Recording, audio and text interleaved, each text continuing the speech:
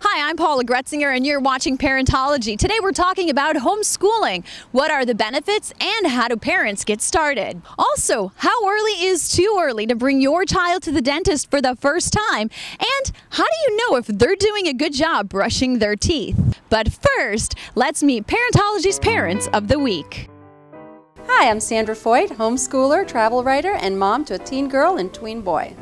Hi, I'm Tom Jones, an educator and writer and homeschooling father to 3 children. Making the decision to take control of your child's education can be overwhelming for some parents, but more and more parents are homeschooling. Joining me to talk about this today are Sandra Foyt and Thomas Jones. Thank you so much for joining me today. Good to be here. So, how many children do you have? I have 3. 2 of them are school age, 13, 9, and then a 22-month-old. And how about you, Sandra? I have 2, a teen daughter who attends private school, and I homeschool my son who's 11 years old.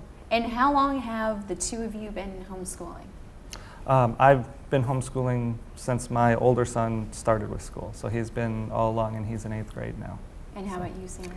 Both of my kids started out in public school, and I started homeschooling my youngest when he entered 2nd grade, and he's now in 5th grade. How do you get started? You ask around. I had a neighbor who also had kids in the public school and also homeschooled some of her kids, so I asked her how she got started. And she told me about the local Yahoo groups, and she gave me a couple of books. She even gave me a couple of copies of the forms that she handed out. And it wasn't that hard to get started. It was harder to contemplate it than it was to actually do it. Okay, and well, I think sometimes if you're starting younger, it's a little easier because the level that you have to teach at is obviously a little lower. And so you can ease into it a little bit, whereas if you start out a little later, then there's a little bit more stress. But there's a lot of resources out there. There are groups like Sandra said. There are teacher stores where you can buy workbooks, you can buy textbooks, you can buy entire curricula. Well, how about the curriculum, for example? Like, how do you develop that? Like, do you follow you know, New York, I don't know, like the state or city, town, like how does that work, district? New York has very stringent rules about what you have to do and how you have to supply the forms showing that you're in compliance with the rules. But it looks harder than it is. Once you get started, it's not that hard. But really, when it comes to devising curriculum, I'd say every homeschool parent does it differently. Okay. So you can follow that core curriculum set out by New York State, but do it very differently, child to child, even year to year. I mean, what I decide to do at the beginning of the year may end up being very different from what I end up doing in the middle of the year because I have to look at what my child needs. And Thomas, you didn't start in New York. We started in Illinois, which had basically no regulations at all. And then Minnesota, which was somewhere between Illinois and New York regulation-wise. And then out here, of course, like Sandra said, I was nervous about the hoops that you have to jump through, but it's really not that big a deal. And how do you obtain the curriculum?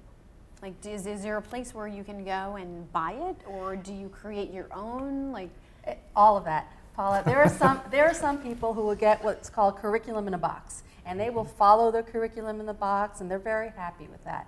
Then there are other people who they can't deal with everything being set out like that, who don't really, I personally don't function that well with having everything that well organized.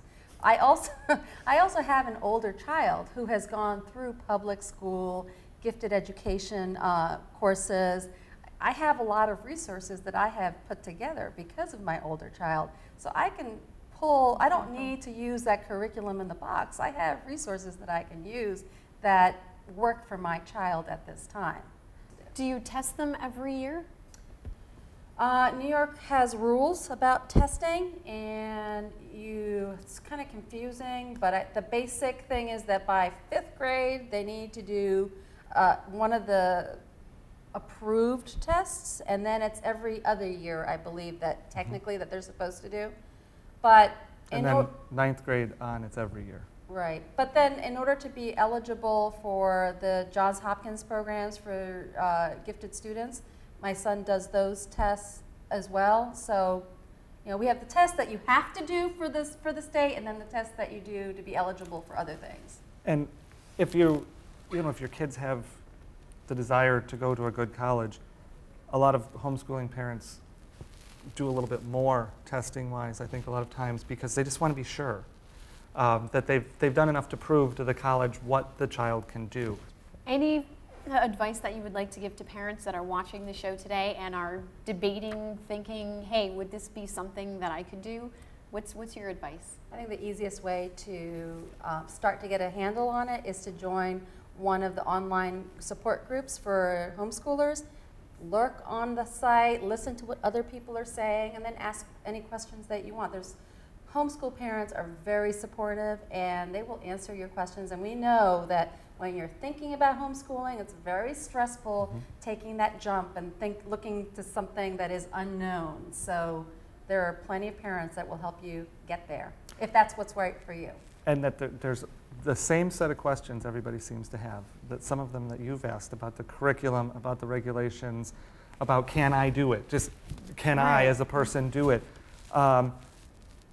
That stops a lot of people from taking that jump. And it's unfortunate because once you get into it, you realize that it's a lot easier.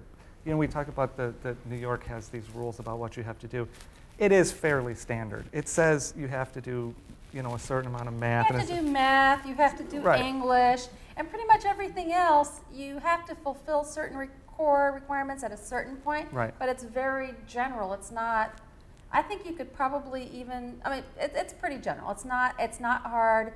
For some parents, they can even use online curriculum. You can do distance learning courses, so all you have to do is set your child up with a computer and they're good to go. The level that they're asking for, you could go to Barnes & Noble and get workbooks in those subjects at that grade level, and if the child worked through those books, they would be performing at the level that the regulations want them to. Wow. And so, I'm not saying that's what you should do, that's all you should do. I'm just saying that if somebody is worried, can I teach at the level that I need to? I don't think that's actually one easy way. Frankly, I'm not thrilled with the standards at school. What kids are required to know at a certain grade level is not rocket science. So the New York State tests are available online, and your child can test out the same test that New York State students have to take at any grade level from 3rd and up. And you can see what the level of the work is. You can look at the science test.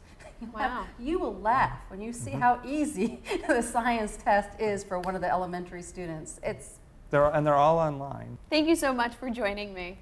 Thank you.